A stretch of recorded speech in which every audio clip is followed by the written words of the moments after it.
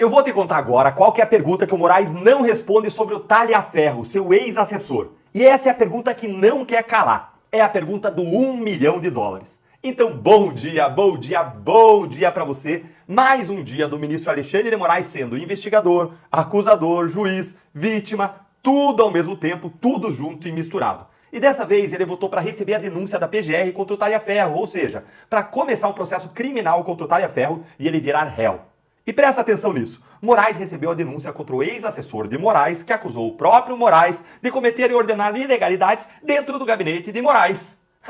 Fica aqui comigo que eu quero te explicar em detalhes esse novo desdobramento e contar para você qual que é a pergunta que o Moraes se recusa a responder sobre o Talhaferro, seu ex-assessor. E eu vou te contar ainda no fim onde que eu tô agora, nesse momento. Bora então aqui do início. O Moraes ele determinou a abertura de um inquérito contra Eduardo Talhaferro, que trabalhou como assessor do Moraes quando ele era presidente do TSE, lá naquele órgão de combate à desinformação, você lembra? Aquele que você conhece, que foi usado por Moraes para usar a criatividade, perseguir a direita e os réus do 8 de janeiro. A PGR, seguindo a vontade de Moraes, denunciou o Talhaferro e agora, nessa sexta-feira, Moraes votou para aceitar essa denúncia, para começar o processo. Só que, como a gente viu 1000 vezes, o Talhaferro ele denunciou as ilegalidades do próprio Moraes. Ele é um whistleblower, um reportante de crimes. Alguém que estava lá dentro, viu irregularidades lá dentro sendo cometidas e aí denunciou. E aí a PGR, em vez de investigar as denúncias contra o Moraes e contra os seus assessores, a partir das denúncias do Talhaferro, fez o absoluto inverso. Passou a investigar e a perseguir o próprio Talhaferro, com uma verdadeira teoria da conspiração absurda, sem pé nem cabeça. Olha aqui a acusação contra ele, é surreal.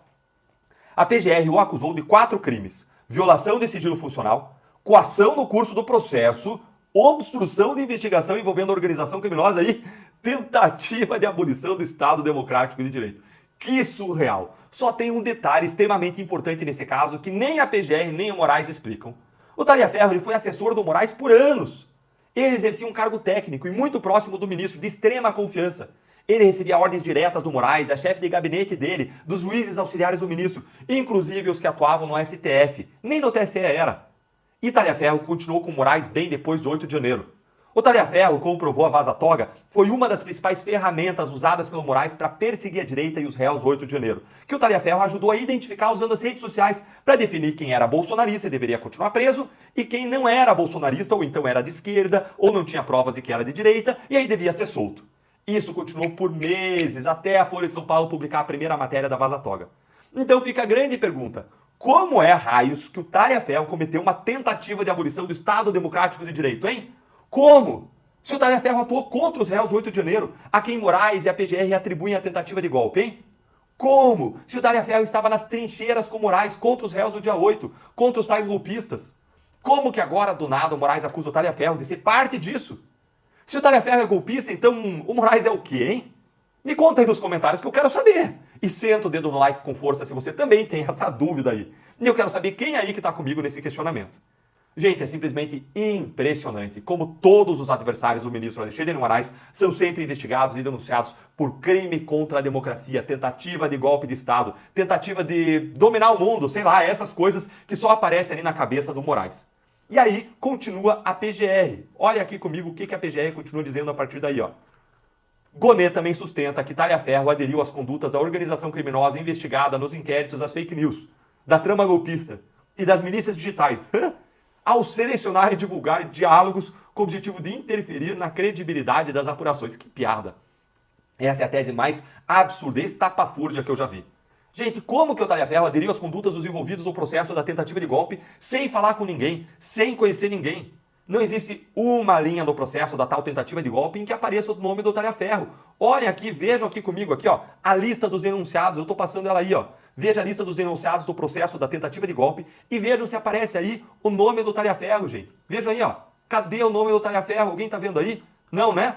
Pois é, não vai aparecer porque não está aí. Não tá aí. Ele simplesmente não foi denunciado, não tá na tal da trama golpista. Então como que agora ele passou a magicamente fazer parte só porque ele revelou, denunciou ilegalidades? E agora presta bastante atenção nisso aqui, ó.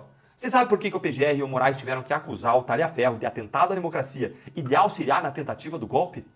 Há uma razão secreta para isso. E quem vai contar isso para você não sou eu, mas o meu amigo e colaborador Enio Viterbo, um advogado, historiador, com a pesquisa sobre os abusos do Moraes, que ele faz lá em Coimbra, em Portugal, e ele vai ter que contar isso lá no canal dele do YouTube agora. Clica no link aqui na descrição, nos comentários, para conferir a parte 2 desse vídeo lá no canal do Enio e aproveite e se inscreve no canal dele, que eu te garanto que vale muito, muito a pena mesmo.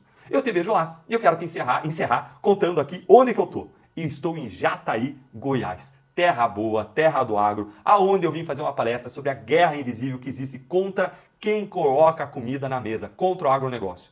Eu tenho feito palestras no Brasil inteiro sobre o agro, empreendedorismo, eleições, futuro do Brasil. E se você quiser ter uma palestra dessas aí na sua cidade, eu vou deixar o contato aqui embaixo na descrição do vídeo. E olha o que eu ganhei aqui, ó. Olha essas duas lembranças aqui cheias de significado. Uma aqui, ó, que você vem aqui com essa picanha suculenta que diz que sem produtor rural não tem churrasco. E também eu ganhei essa caneca aqui para tomar a minha água de coco, o meu café, o meu leite. Vou ser franco com vocês, o café eu não tomo mais, eu tomo suco de laranja, água de coco, vou tomar minhas coisas aqui e diz uma verdade aqui importante para todo mundo que gosta de um bom café. Sem produtor rural não tem café. É ou não é verdade, gente? A gente precisa valorizar quem trabalha e produz no Brasil e não quem não trabalha e não produz, não os sanguessugas. Um grande abraço e eu te espero lá no YouTube do Enio, onde eu também vou estar assistindo a ele responder pra gente por que tiveram que enquadrar o talha-ferro. Por que será, hein? Vamos lá descobrir.